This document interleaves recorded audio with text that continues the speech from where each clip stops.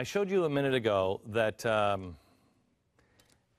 Julian Assange has a new show called The World Tomorrow. It premieres on Russia Today tomorrow.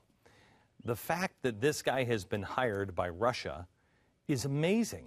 Russia Today, in case you don't know, is a propaganda arm of the Russian government, and Vladimir Putin is the guy who's pushing this thing. Just as Pravda was in the days of the USSR, Russia is today. And it's fascinating to me that a country that says we're trying to get Western influences out of the media, a country that is notorious for killing journalists, has hired Julian Assange, a Westerner who once threatened to expose Russian secrets. Remember that? He's exposed America. Yet he never exposed, and he threatened, but he never exposed a darn thing on Russia. And now he works for Russia and Vladimir Putin. Oh, come on, Glenn. Since when has Russia killed journalists? Yeah, well, let's see. Over the last 20 years, they only did it 52 times. 52 journalists have died in Russia, you know, including this woman. She was brutally shot in her Moscow apartment building. Numerous other journalists, hard to keep count. They've been beaten, harassed, threatened, jailed, thrown off the top of buildings. I'm sorry. Leapt to their death. Just as they were uncovering crimes by businesses and government or military leaders. And if it's Putin, you're definitely dead. By the way, Colombia, the country Obama's currently visiting, is right behind Russia when it comes to the deadliest countries for reporters, with 43 reporters killed. Now, this one I found amazing, because when I was in the meeting today, I said, I'll bet you Russia is #1 for reporters. I'm pretty sure of that one. But I'll bet you #2 is right where Obama is. And they're both followed by Pakistan, who has 42 reporters killed. But back to Russia. So why would Assange work for Russia, and why would they hire him? I mean, what is Russia Today? What's their agenda? Russia Today was launched in December of 2005 with its first channel. Now it consists of 3 global news channels broadcasting in English, Spanish, and Arabic. Wait, no French? No German? Really? It's almost like they're directly targeting America and Latin America. It has a reach of over 430 million people, or 22% of all cable subscribers on the planet. It has 21 bureaus, 16 states, and a presence in Washington, New York, London, Paris, Delhi, Cairo, Baghdad, Kiev, and others that I can't really remember. It also employs over 2,000 media professionals all around the globe. Numerous sources have called Russia Today exactly what they are: Kremlin propaganda. From Germany's Der Spiegel, the reporters, they say it is Reporters Without Borders for Press Freedom. Also, The Guardian has said this. The New Republic and The Economist have said it's Soviet-style propaganda. It's also been described as virulent anti-Americanism. Russia Today has a cozy relationship with Occupy Wall Street.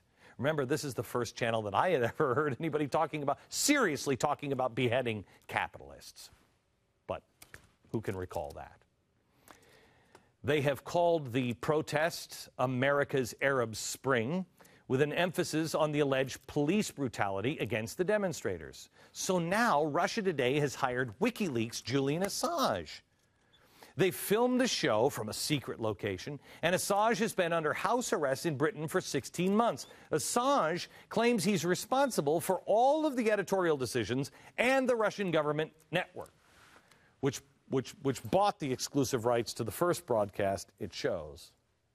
They say, quote, they have not been involved in the production process at all. Now, I'm sure that would be the case if Julian suddenly decided he wanted to finally release those sensitive Russian documents we've heard so much about that he says he has. Russia Today's editor-in-chief says the network was proud to premiere Julian Assange's new project because the network is rallying a global audience of open-minded people who want to question what they see in the mainstream media. Really? But the fact that the broadcaster was set up by the Russian information agency a state-owned news media organization dedicated to improving the image of the Russian government. And I mean, it doesn't seem like it's really going to be fair and open-minded, does it? And it seems a little strange to partner with a man who celebrates popular protest movements, doesn't it? And wants to take down the media and powerful governments and doesn't like corruption. I mean, that doesn't seem like Putin's bag. Assange says he chose Russia Today because their reporting was generally quite supportive, and that he wanted an international broadcaster, and that Russia Today had a higher penetration into the U.S. than Al Jazeera. Well, when you're narrowing down the credible news networks, you naturally have to go to Al Jazeera and Russia Today. Here's Assange on the upcoming new show that starts tomorrow. What sort of form do you expect that criticism to take? Let's imagine the sort of obvious one. There's Julian Assange, an enemy combatant, a traitor, getting into bed with the Kremlin and interviewing terrible radicals from around the world. But I think that's it's a pretty trivial kind of attack on character. If they actually look at how the show is made, we have complete editorial control. We believe that all media organizations have an angle, all media organizations have an issue. RT is a voice of Russia, so it looks at things from a Russian agenda. Yes, it does. I'm just wondering, I mean, do you think that Putin would kill this guy? You know, he's like putting the, polonium-212 in milkshakes when people cross him. You remember that guy? Really? All news organizations are not run by the Russian government and Vladimir Putin. To say that you're a sellout traitor to the West is trivial. That you're putting on radicals from all over the world at this time period. Really? That's trivial? If Fox News was run by the Bush administration, what would people be saying about it? Oh, Fox.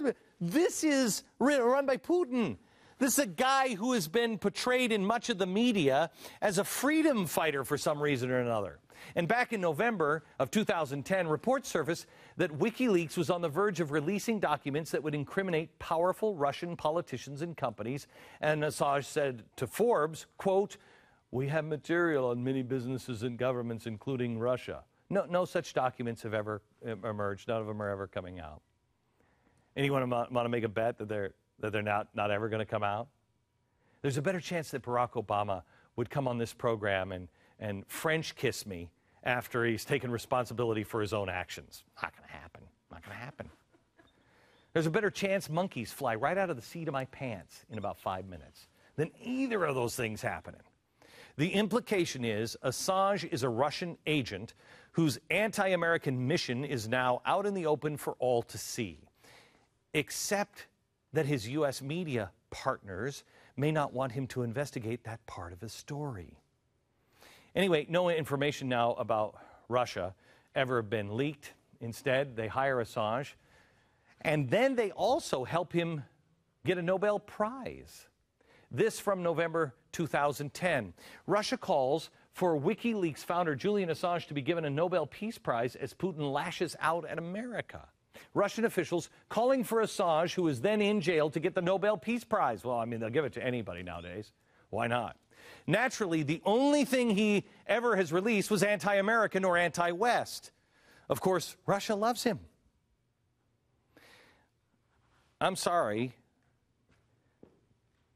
but call me wrong in 5 or 10 years. I think you might be able to look at a shorter timeline than that, but I believe the world has been divvied up. Russia, China, and Muslim extremists. That's who's going to rule the world. And the Soroses will do business with everybody. The rich will get richer. And I mean the uber rich. We'll have oligarchs. The entire world will be under control by those three groups. Do you know what the world will look like?